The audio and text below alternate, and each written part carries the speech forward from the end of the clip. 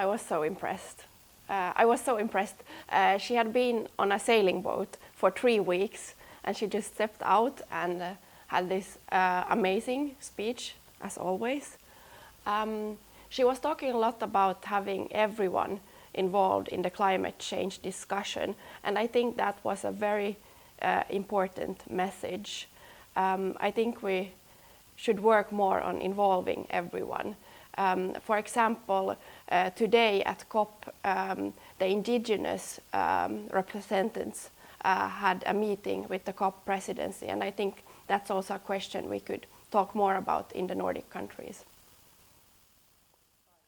And what are your thoughts on them? It's hard to talk about tendencies or trends at this early moment. This is just the beginning of the negotiations. This is also the more technical part of the negotiations. But one theme that I see as very positive is, of course, that youth issues are on the agenda and are talked about a lot. Then, of course, it's always the danger that it's all these festive speeches and empty words. So I really hope that this will be a fruitful meeting. The Nordic cooperation has hosted a COP25 event. I think it's a very nice and cool initiative. First, I was maybe a bit skeptical because it's always very difficult with like the technology and getting everything to work. But what I find positive is that there is a lot of different types of actors also in Stockholm.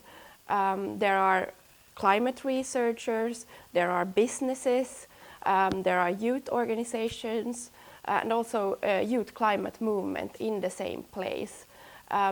One topic very dear for me is, of course, biodiversity.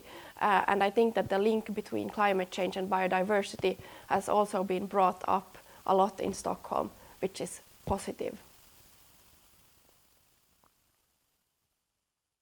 If you were to travel... This is, of course, a difficult question. 2030 is not that far away. 11 years is not that far away. Greta Thunberg was speaking a lot about how it is impossible to have a sustainable lifestyle today. She was speaking about the ridiculousness of her taking the sailboat. So I think we need to have a discussion on how we should implement the Paris Agreement. How will people's lives look like? How will we travel when we don't travel by plane? What will we eat in the future? I think it's easy to talk about consumption or sustainable consumption as just skipping the unnecessary shopping. But we will need to consume. We will need medicine, we will need food. So I think that's the difficult part in this discussion.